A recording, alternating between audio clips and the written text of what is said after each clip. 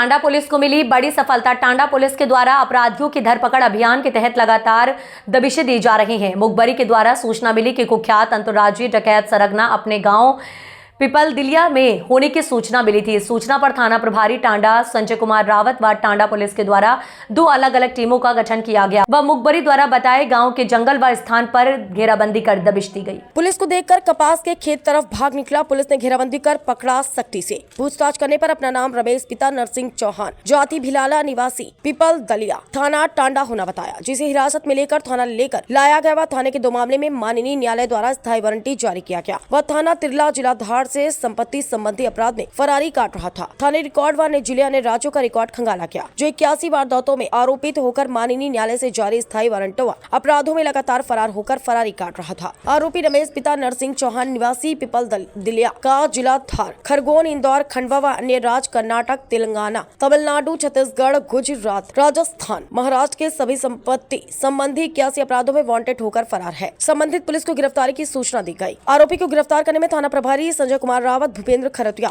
योगेंद्र मावी, रामदास सोलंकी, राम सिंह हटिला, अर्जुन मौर्य, माधव सिंह, वसुनिया, आरक्षक सुनील, नीलेश, सिद्धार्थ, जितेंद्र, विनोद बहादुर का सराहनीय योगदान रहा। पुलिस डीआईजी महोदय के द्वारा लगातार संपत्ति संबंधी अपराधियों को पकड़ने के लिए टांडा थाना प्रभारी और हम लोगों को लगातार निर्देशित किया गया है पूरे जिले में सभी को।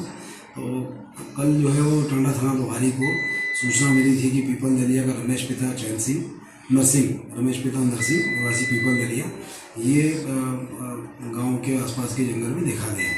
उसकी सूचना मिलते ही जो है थाना प्रभारी द्वारा अपनी टीम के साथ जो है पिपलदिलिया के पास जो जंगल है वहाँ पर दबिश दी गई और दबिश देने के उपरांत इसको बड़ी उससे जो है पकड़ा गया। पकड़ने के उपरांत जब इससे नाम पता पूछा, इसका नाम रमेश पिता नरसिंह निवासी पिपलदिलिया बताया।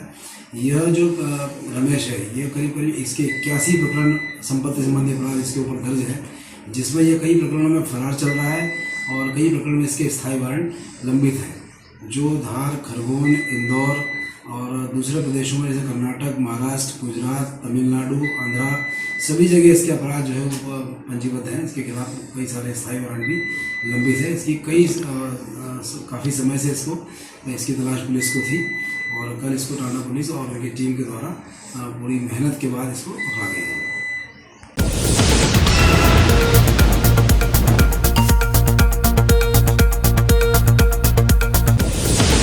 जौरा जनपद पंचायत में पदस्थ 2 उपयंत्री की सेवा समाप्ति को लेकर जनपद सदस्य एवं सरपंचों ने कलेक्टर को दिया ज्ञापन। जौरा जनपद पंचायत में पदस्थ 2 उपयंत्री की संविदा के रूप में पदस्थ उपयंत्री राजवीर परमार एवं जेपी आर्य की मनमानी एवं शासकीय कार्य नहीं करने को लेकर सरपंच एवं जनपद सदस्यों द्वारा एक ज्ञापन कलेक्टर लोकेश कुमार जांगेड़ को दिया गया। 5 फरवरी को जौरा जनपद पंचायत में मध्य प्रदेश शासन के मंत्री एवं सुमावली के विधायक ए दल सिंह कंसाना के प्रतिनिधि जनपद पंचायत की अध्यक्ष श्रीमती प्रिया सिकरवार के पति नरेंद्र सिंह सिकरवार के नेतृत्व में दर्जन भर से अधिक सरपंच एवं जनपद सदस्यों ने कलेक्टर को दिए गए शिकायती ज्ञापन में लिखा है कि यहाँ राजवीर परमार संविदा उपयंत्री के पद पर पदस्थ हैं। हम जनप्रतिनिधियों के किसी भी कार्य को नहीं करते हैं, मनमानी करते हैं, शासकीय कार्यों में लापरवाही भी करते हैं, इसलिए उनकी सेवा समाप्त की जाए। शिकायती ज्ञापन में ये भी लिखा है कि हम सभी पंचायत प्रतिनिधि राजवीर परमार की कार्य प्रणाली एवं मनमानी से बेहद परेशान है। पंचायत में कई कार्य नहीं हो पा रहे हैं, इसलिए उनकी तत्काल सेवा समाप्त की जाए। ज्ञापन यहाँ भी लिखा है कि पूर्व में भी 2 बार इनके समाप्ति सेवा के आदेश भी हुए, लेकिन न्यायालय से स्थगन ले आते हैं। पंचायत प्रतिनिधियों ने कलेक्टर से तत्काल उनकी सेवा समाप्ति की मांग की है। इनका कहना है कि जौरा जनपद पंचायत के कुछ सरपंच जनपद सदस्य नरेंद्र सिंह सिकरवार के नेतृत्व में उपयंत्री परमार के विरुद्ध सेवा समाप्ति का शिकायती ज्ञापन दिए गए हैं। दिखवाता हूँ पूरा मामला क्या है, जो भी नियम अनुसार कार्रवाई होगी की जाएगी। लोकेश कुमार जांगेड़ कलेक्टर। इनका कहना है जनपद अध्यक्ष श्रीमती प्रिया सिकरवार के पति नरेंद्र सिंह का कहना है कि उपयंत्री राजवीर परमार की मनमानी कार्य प्रणाली से परेशान होकर मेरे साथ सरपंच एवं जनपद सदस्यों ने परमार की सेवा समाप्ति के लिए शिकायती ज्ञापन कलेक्टर महोदय को दिया है। तो क्या मामला है पूरा? कलेक्टर साहब के पास आने के हमारे 2-3 विषय थे। एक विषय था हमारा उपयंत्री राजीव परमार का।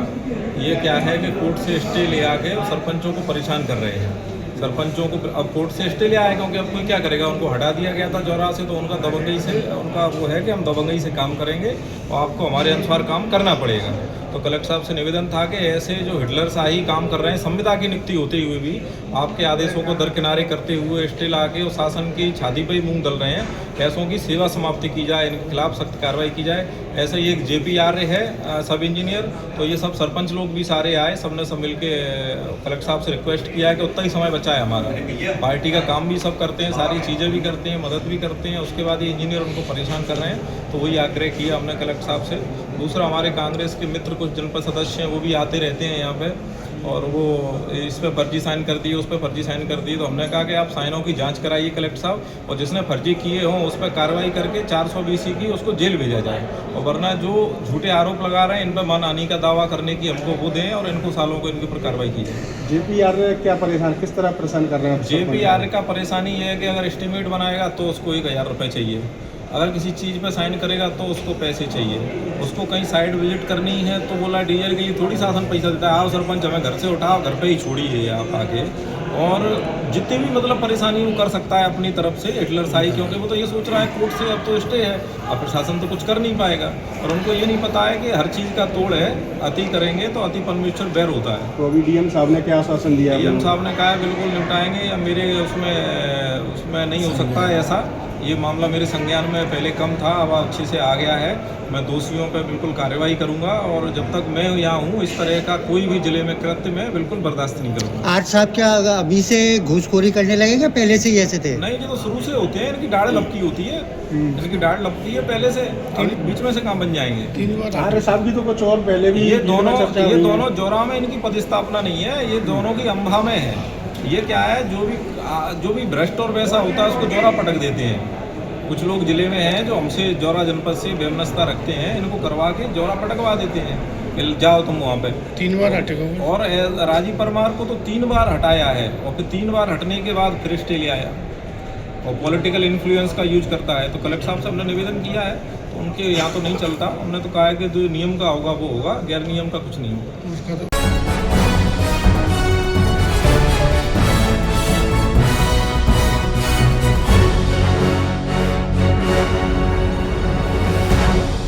खबर देवास से आ रही है।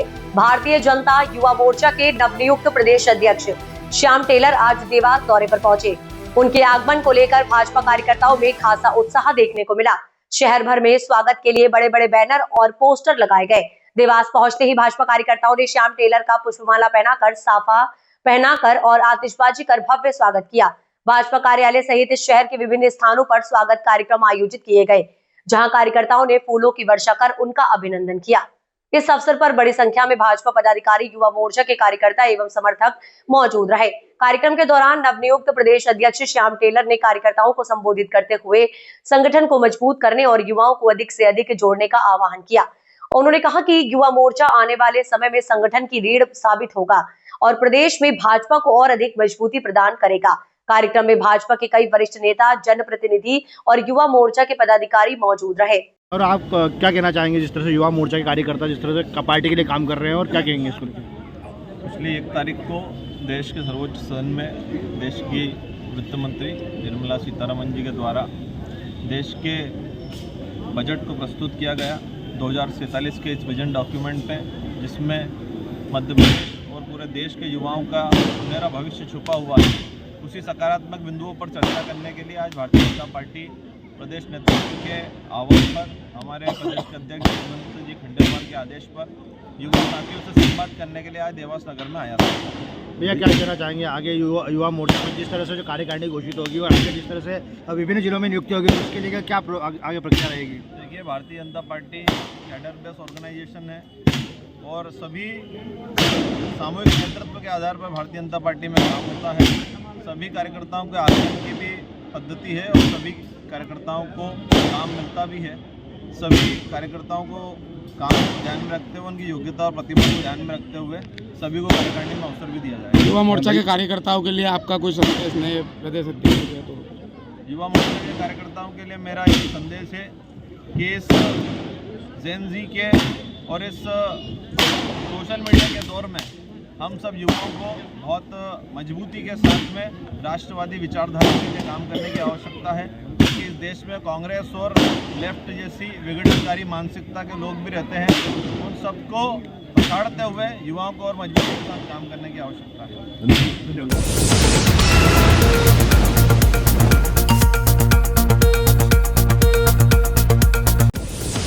घटना खाचरोद तहसील की गिदवानिया व खुरमंडी गांव के बीच की है, जहां चोरों ने शादी से लौट रही 50 वर्षीय मां पन्नाबाई और 30 वर्षीय बेटे राहुल गुर्जर पर चाकू से बदमाशों ने घेर कर हमला कर दिया। दरअसल महिला द्वारा पहन रखी करीब 1.5 किलो चांदी के जेवर लूट कर फरार हो गए, जिसके बाद वहां से गुजर रहे लोगों ने पुलिस को सूचना दी। पुलिस की डायल 112 से महिला और उसके बेटे को जनसेवा अस्पताल ले जाया गया, जिस पर महिला की हालत गंभीर होने पर महिला पन्नाबाई गुर्जर को उज्जैन रेफर किया गया। अपराधियों में पुलिस का भय खत्म होता जा रहा है, जिससे पुलिस प्रशासन की कार्यप्रणाली पर कई सवाल खड़े कर दिए हैं। लोगों ने अपील की है कि प्रशासन इस मामले को गंभीरता से व जांच कर दोषियों पर कठोर कार्रवाई करे।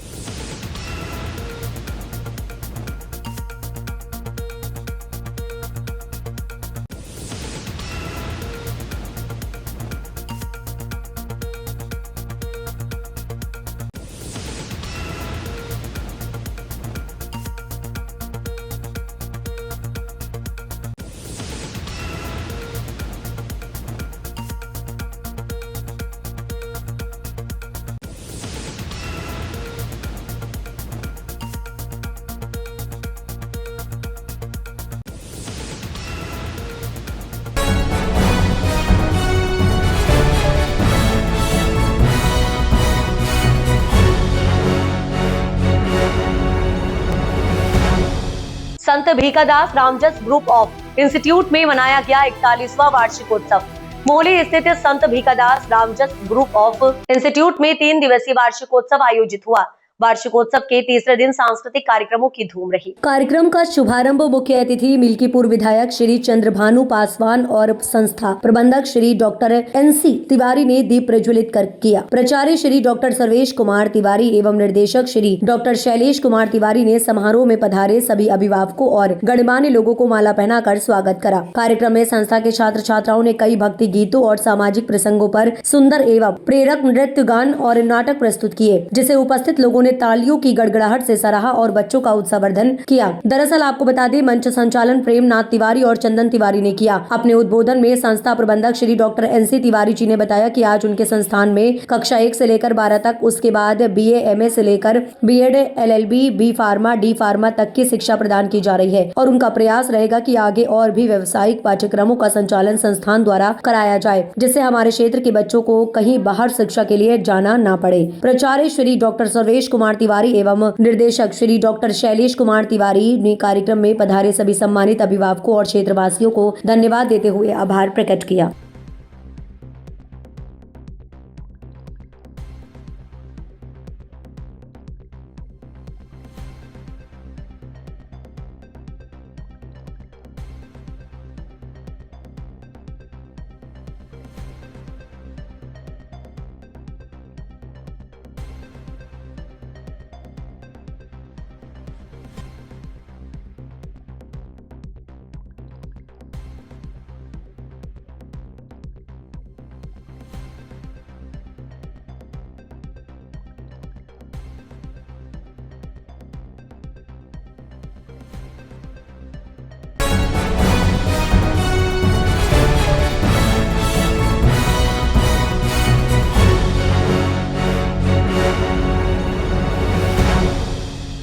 महात्मा गांधी की पुण्यतिथि पर दिनांक 30 जनवरी से 13 जनवरी तक कुष्ठ रोग पखवाड़े का आयोजन किया जाता है। विभिन्न गतिविधियां संचालित की जाती हैं। सिविल अस्पताल मनावर में समाज सेवी संतोष सोनी द्वारा 15 कुष्ठ रोगियों को कंबल वितरित किए गए। श्री संतोष सोनी द्वारा बताया गया है कि कुष्ठ रोग अभिशाप नहीं है, ये पूर्णतया उपचार लेने से पूरी तरह ठीक हो जाता है। जिन लोगों को इस प्रकार की बीमारी है उनको इसका शीघ्र उपचार लेना चाहिए। कुष्ठ रोगियों के प्रति भेदभाव न करें। मुख्य खंड चिकित्सा अधिकारी डॉक्टर चंपा बघेल द्वारा बताया गया कि कुष्ठ रोगियों की पहचान एवं उपचार में सहयोग करें तथा इस पखवाड़े में कुष्ठ रोग के संबंध में फैली भ्रांतियां को दूर करने के लिए समाज में जागरूकता लाने के लिए नारे लेखन किया जा रहा है एवं इसका प्रचार प्रसार किया जा रहा है ताकि लोगों में कुष्ठ के प्रति जन जागरूकता लाई जा सके तथा सभी से अपील की गई कि कुष्ठ रोग एक जीवाणु द्वारा फैलने वाला रोग है तथा नियमित उपचार से ये पूर्णतः ठीक हो सकता है। इसे छुपाए नहीं। यदि किसी को चमड़ी के रंग से बदरंग रंग का दाग या धब्बा शरीर में है जिसमें सुन्नपन है तो उसकी जाँच अवश्य कराएं। कुष्ठ रोगियों से समानता का व्यवहार करें एवं कुष्ठ उन्मूलन में सहयोग प्रदान करें। कार्यक्रम में प्रेस क्लब अध्यक्ष अनिल जैन, मुख्य रूप खंड विस्तार प्रशिक्षक एच.सी. पाचुरेकर, बीपीएम मुकेश पाटीदार, बीसीएम वैभव मंडलोई, स्वयं प्रकाश सिंह राजपूत, आनंद सिंह जर्मन आदि उपस्थित थे। मेरा नाम स्वयं प्रकाश राजपूत, पद NMA। आज क्या कार्यक्रम रखा गया है? आज हमने 5/2/2026 को POD कैंप, जिसको जल तेल उपचार, जो कुष्ठ रोगी RFT हो गए हैं, UT इनका ट्रीटमेंट चल रहा है, उनको आज हमने 15 लोगों को बुला करके जल तेल उपचार के बारे में समझाया कि अपने हाथ पांव को कैसे सुरक्षित रखते हैं, उसकी कैसे देखभाल करते हैं, इसके बारे में मरीजों को समझाया। ठीक है।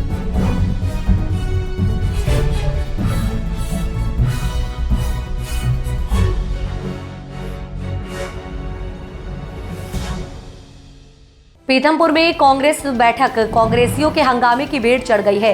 प्रदेश कांग्रेस सह प्रभारी उषा नायडू के आगमन पर आयोजित बैठक के दौरान पूर्व जिलाध्यक्ष बाल मुकुंद गौतम के समर्थकों ने मंच पर लगे बैनर पोस्टर से उनकी फोटो गायब होने पर जमकर हंगामा किया। प्रीतिनगर स्थित एक होटल में हुई इस घटना में कार्यकर्ताओं ने मंच पर लगे पोस्टर फाड़ दिए, जिससे माहौल तनावपूर्ण हो गया।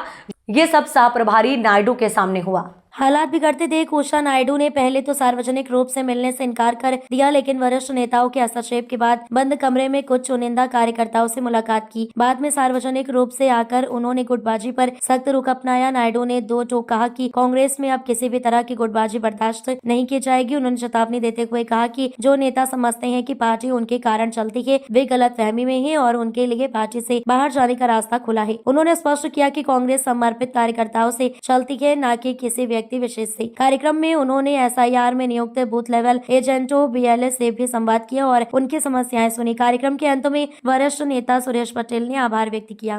चीजें मैं ऑल इंडिया कांग्रेस कमेटी की, ये जो मैं बोल रही हूँ ये मैं नहीं बोल रही हूँ। ऑल इंडिया कांग्रेस कमेटी के अध्यक्ष श्री मल्लिकार्जुन खड़गे जी और हमारा नेता राहुल गांधी जी, अगर मैं बोल रही हूँ मतलब मेरे मुंह से निकला हुआ हर शब्द उनका शब्द है। अभी तक धार जिला कैसे चला मैं नहीं जानती, ना मैं जानने की कोशिश करूंगी, पर अब से अगर धार जिला में कांग्रेस पार्टी के लाइन पे नहीं चलेगी तो आपके लिए दरवाजा खुला है, आप लोग जा सकते हैं। 4 या 5 बार से आप धार की सीट हार रहे हैं। 15 साल से 20 साल से आप हार रहे हैं। जो भी कारण है, पर वो कारण पे मैं नहीं जाना चाहती। आप नीचे बैठे लोग हैं, आप इकट्ठा हो जाओ। ये जो हम मंच के लोग हैं ना, हमारी नेतागिरी आपसे चलती है। अगर आप हमारी नेतागिरी आपसे चलती है, अगर आप अपने दरवाजे बंद करेंगे ना तो मैं अपने आप ठिकाने पे आ जाऊंगी और दरवाजा बंद करना शुरू करूंगी। ये बहुत जरूरी है। आपकी मेहनत पे हम एंजॉय कर रहे हैं, आप लोगों का खून पसीना हम एंजॉय कर रहे हैं। अगर इस बात को अगर मेरे को एहसास नहीं है तो मैं काबिल नहीं हूं इस कुर्सी में बैठने के लिए। तो मैं आज आप लोगों से बात करने आई थी कि आपको एहसास दिलाने के लिए कि हमारे लिए, राहुल गांधी के लिए आप कितना महत्वपूर्ण हो, आप ही हमारी ताकत हो।